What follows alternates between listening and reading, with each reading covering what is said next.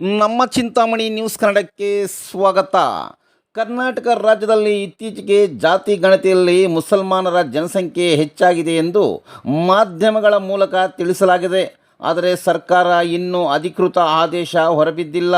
ಮುಸಲ್ಮಾನರಲ್ಲಿ ಅತ್ಯಂತ ಹಿಂದುಳಿದ ಸಮಾಜ ನದಾಫ್ ಪಿಂಜಾರ ಸಮಾಜ.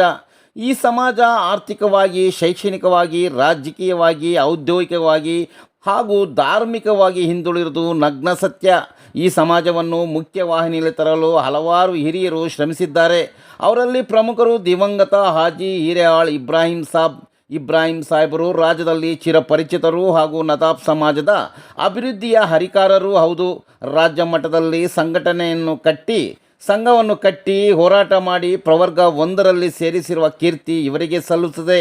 ಈ ದಿಸೆಯಲ್ಲಿ ಉತ್ತರ ಕರ್ನಾಟಕದ ಇಲ್ಕಲ್ನ ವಾಸಿ ಶ್ರೀ ಎನ್ ನದಾಫ್ರವರು ಇವರು ವಿದ್ಯಾರ್ಥಿ ದಿಸೆಯಿಂದ ಸಮಾಜದ ಬಗ್ಗೆ ಅಪಾರ ಕಾಳಜಿ ಹೊಂದಿ ತಾಲೂಕು ಹಾಗೂ ಜಿಲ್ಲೆ ಮತ್ತು ರಾಜ್ಯ ಸಂಘದ ಸಹಕಾರ್ಯದರ್ಶಿಯಾಗಿ ಕರ್ತವ್ಯ ನಿರ್ವಹಿಸುತ್ತಿದ್ದಾರೆ.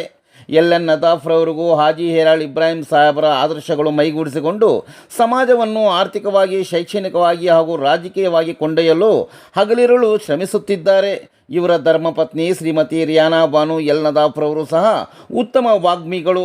ಸಭಿಕರ ಮನಸ್ಸನ್ನು ಗೆಲ್ಲುವ ಅವರ ಮಾತುಗಳು ವಿಷಯಾಧಾರಿತವಾಗಿ ಸಂಘಟನೆದತ್ತ ಕೊಂಡೊಯ್ಯುವಲ್ಲಿ ಯಶಸ್ವಿಯಾಗಿದ್ದಾರೆ. ಹಾಗಾಗಿ ಅವರನ್ನು ಬಾಗಲಕೋಟೆ ಜಿಲ್ಲೆಯ ಮಹಿಳಾ ಘಟಕದ ಜಿಲ್ಲಾಧ್ಯಕ್ಷೆಯಾಗಿ ಆಯ್ಕೆ ಮಾಡಿದ್ದಾರೆ. ಈ ಇಬ್ಬರೂ ಸೇರಿ ಸಮಾನ ಮನಸ್ಕರು ಹೊಂದಿರುವ ನದಾಫ್ ಸಮುದಾಯದವರ ಸಹಕಾರ ಪಡೆದುಕೊಂಡು ಕಳೆದ ಸರ್ಕಾರ ಈ ಸಮಾಜಕ್ಕೆ, ಪಿಂಜಾರಿಗೆ ಮತ್ತು ಇತರೆ 13 ಜಾತಿಗಳ ಒಳಗೊಂಡ ಸಮುದಾಯದವರಿಗೆ ಅಭಿವೃದ್ಧಿ ನಿಗಮ ಮಂಜೂರು ಮಾಡಿತ್ತು.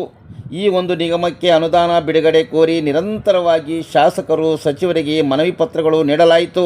ಕಳೆದ ಬಜೆಟ್ನಲ್ಲಿ ಸಮುದಾಯದ ಹೆಸರು ಪ್ರಸ್ತಾಪವಾಗದೆ ರಾಜ್ಯದ ಪಿಂಜಾರ ಸಮುದಾಯದವರ ಕನಸು ನುಚ್ಚುನೂರಾಯಿತು.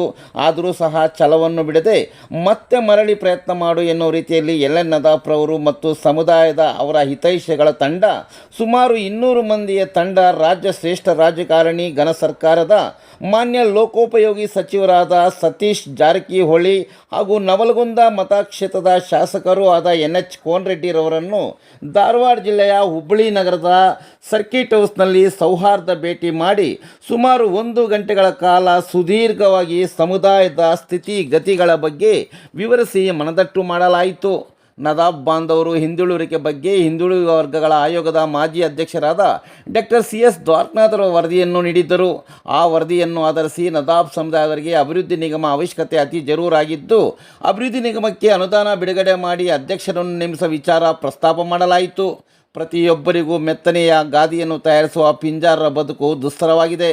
ರಾಜ್ಯದಲ್ಲಿ ನದಾಫ್ ಪಿಂಜಾರ ಬಾಂಧವರು ಕೆಲವೊಂದು ಮತಕ್ಷೇತ್ರದಲ್ಲಿ ಜನಪ್ರತಿನಿಧಿಯನ್ನು ಆರಿಸುವ ನಿರ್ಣಾಯಕ ಮತದಾರರು ಇದ್ದಾರೆ ಎಂದು ತಿಳಿಸಿದರಲ್ಲದೆ, ಸಮುದಾಯದ ಹಿರಿಯರು ಶ್ರೀ ಮೆಹಬೂಬ್ ಪಿಂಜಾರ್ LICರವರು ಸಭೆಯಲ್ಲಿ ಮಾತನಾಡಿ, ನದಾಫ್ ಪಿಂಜಾರ ಅಭಿವೃದ್ಧಿ ನಿಗಮಕ್ಕೆ 500 ಕೋಟಿ ರು ಬಿಡುಗಡೆ ಮಾಡಿ ಸಮಾಜದ ಬಗ್ಗೆ ಅಪಾರ ಕಾಳಜಿಯುಳ್ಳವರು, ಸಮುದಾಯದ ಏಳಿಗೆಗಾಗಿ ಅವಿರತವಾಗಿ ದುಡಿಯುತ್ತಿರುವ ನಿಷ್ಠಾವಂತ ಪ್ರಾಮಾಣಿಕ ಕಾಂಗ್ರೆಸ್ ಕಾರ್ಯಕರ್ತನಾಗಿ ಇತ್ತೀಚೆಗೆ ನಡೆದ ವಿಧಾನಸಭಾ ಉಪಚುನಾವಣೆ ಹಾಗೂ ಲೋಕಸಭಾ ಚುನಾವಣೆಯಲ್ಲಿ ಪಕ್ಷವನ್ನು ಸಂಘಟನೆ ಮಾಡಿ ಗೆಲುವಿಗೆ ಕಾರಣಕರ್ತರಾಗಿರುವ ಶ್ರೀ ಎನ್ ನದಾಫ್ರವರನ್ನು ನದಾಫ್ ಪಿಂಜಾರ ಅಭಿವೃದ್ಧಿ ನಿಗಮದ ಅಧ್ಯಕ್ಷರಾಗಿ ಮಾಡಬೇಕೆಂಬ ಮನವಿ ಸಹ ಮಂತ್ರಿಗಳಿಗೆ ಹಾಗೂ ಶಾಸಕರಿಗೆ ನೀಡಲಾಯಿತು. ಶ್ರೀಮತಿ ರಿಯಾನಾ ಬಾನು ಎಲ್ ನದಾಫ್ರವರು ಮಾತನಾಡಿ, ಕಳೆದ 30 ವರ್ಷಗಳಿಂದ ಸರ್ಕಾರ ಜೊತೆ ಅನೇಕ ಹೋರಾಟಗಳು ರೂಪಿಸಿಕೊಂಡು ಬಂದಿದ್ದೇವೆ. ನಮ್ಮ ಸಮುದಾಯದವರು ಸುಮಾರು 40 ಲಕ್ಷಕ್ಕೂ ಅಧಿಕ ಜನಸಂಖ್ಯೆ ಹೊಂದಿರುವ ಸಮುದಾಯವಾಗಿದ್ದು, ಹಿಂದುಳಿದ ವರ್ಗಗಳ ಆಯೋಗದ ಮಾಜಿ ಅಧ್ಯಕ್ಷರಾದ CS ದ್ವಾರಕನಾಥರವರು ಸರ್ಕಾರಕ್ಕೆ ವರದಿಯನ್ನು ಸಲ್ಲಿಸಿದ್ದಾರೆ. ನಮ್ಮ ಸಮುದಾಯದವರು ರಾಜಕೀಯವಾಗಿ ನೋಡುವುದಾದರೆ ಲೋಕಸಭೆ, ವಿಧಾನಸಭೆ, ವಿಧಾನ ಪರಿಷತ್ ಸದಸ್ಯರಾಗಿಯೂ ನಮ್ಮ ಸಮುದಾಯದವರು ಕಾಣಸಿಗುವುದಿಲ್ಲ ಎಂದು ಸಚಿವರಿಗೆ, ಶಾಸಕರಿಗೆ ಅರ್ಥಗರ್ಭಿತವಾಗಿ ವಿವರಿಸಿದರು.